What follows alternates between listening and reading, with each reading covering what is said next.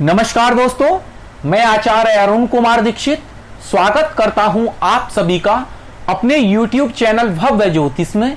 दोस्तों, आज के इस वीडियो में हम चर्चा करेंगे आकृति योग के अंतर्गत आने वाले यूप योग की, शर योग की, शक्ति योग की तथा दंड योग की, और अपनी नाभस योगों की श्रृंखला को आगे बढ़ाते हैं।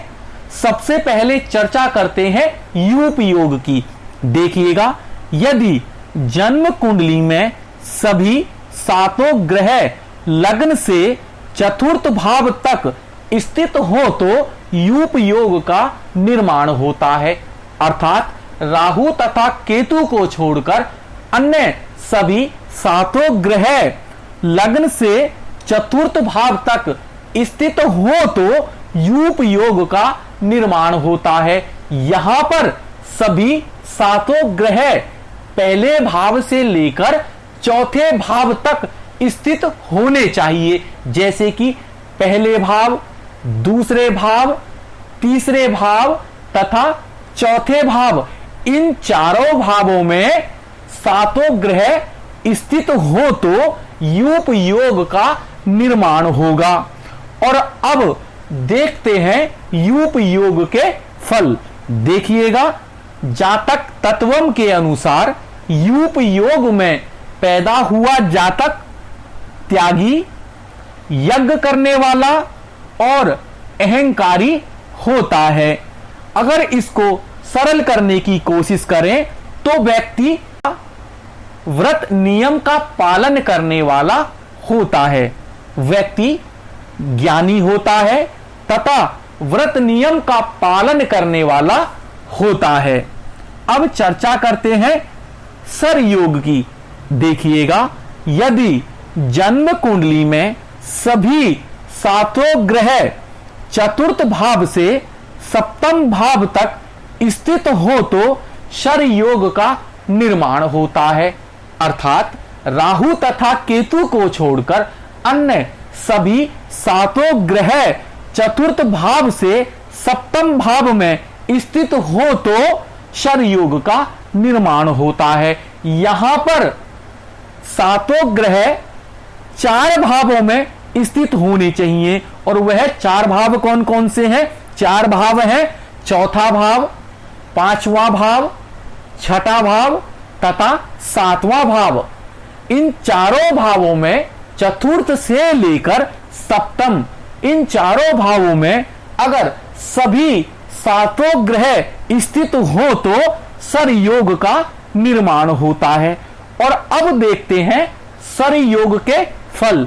देखिएगा, जातक तत्वम के अनुसार सर योग में पैदा हुआ जातक हिंसक, गोपनीयता रखने वाला अर्थात रहस्यमय व्यक्ति हो सकता है और अस्त्र शस्त्र का निर्माता होता है। अर्थात व्यक्ति अस्त्र शस्त्र बनाने वाला हो सकता है। इसके बाद आगे चर्चा करते हैं शक्ति योग की। देखिएगा, यदि जन्म कुंडली में सभी सातों ग्रह सप्तम भाव से दसम भाव में स्थित हो तो शक्ति योग का निर्माण होता है। अर्थात राहु तथा केतु को छोड़कर अन्य सभी सात ग्रह सप्तम भाव से दसम भाव तक स्थित हो तो शक्ति योग का निर्माण होता है। यहां पर सातों ग्रह चार भावों में स्थित होने चाहिए, और वह चार भाव कौन कौन से हैं? देखिए, चार भाव हैं सातवां भाव, आठवां भाव, नौवां भाव तथा दसवां भाव। इन चारों भावों में अर्थात सप्तम से लेकर दसम, इन चारों भावों में अगर सभी सातों ग्रह स्थित हो तो शक्ति योग का निर्माण होगा। और अब देखते हैं शक्ति योग के फल।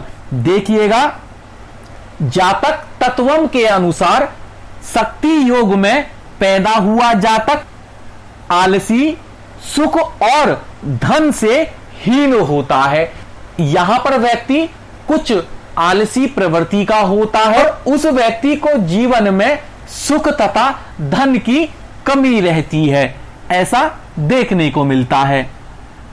अब आगे चर्चा करते हैं दंड योग के बारे में। देखिएगा, यदि जन्म कुंडली में सभी सातों ग्रह दशम भाव से लग्न तक स्थित हो तो दंड योग का निर्माण होता है, अर्थात राहु तथा केतु को छोड़कर अन्य सभी सातों ग्रह दशम भाव से लेकर लग्न भाव तक स्थित हो तो दंड योग का निर्माण होगा, अर्थात सभी सातों ग्रह 4 भावों में बैठे होने चाहिए और यह 4 भाव है दशम भाव, एकादश भाव, द्वादश भाव और पहले भाव में सभी सातों ग्रह स्थित हो तो दंड योग का निर्माण होगा।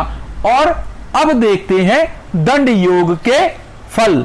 देखिएगा, जातक तत्वम के अनुसार दंड योग में पैदा हुआ जातक प्रियजनों से हीन, सेवावृत्ति से जीविका अर्जित करने वाला, अर्थात व्यक्ति अपने प्रियजनों से त्यागा हुआ हो सकता है या फिर उसकी अपने प्रियजनों से कुछ अनबन रह सकती है और व्यक्ति सेवक के रूप में कार्य करके अपनी आजीविका प्राप्त कर सकता है। इसी प्रकार से हमें इन सभी फलों को आज के संदर्भ में कहना चाहिए, ऐसा कि मैंने कुछ सरल रूप में समझाने की कोशिश की। एक बार फिर से आपको बता दें कि नाभस योगों में राहु तथा केतु को सम्मिलित नहीं किया जाता। नाभस योगों में केवल 7 ग्रह सूर्यदेव, चंद्रदेव, मंगलदेव, बुधदेव, बृहस्पति देव, शुक्रदेव व शनि देव को ही सम्मिलित किया जाता है। तो आशा करता हूं कि दोस्तों यह वीडियो आपको पसंद आया होगा। अगर आपको मेरा यह वीडियो पसंद आया हो तो प्लीज इसे लाइक करें, शेयर करें और मेरे चैनल भव्य ज्योतिष को सब्सक्राइब करें। धन्यवाद।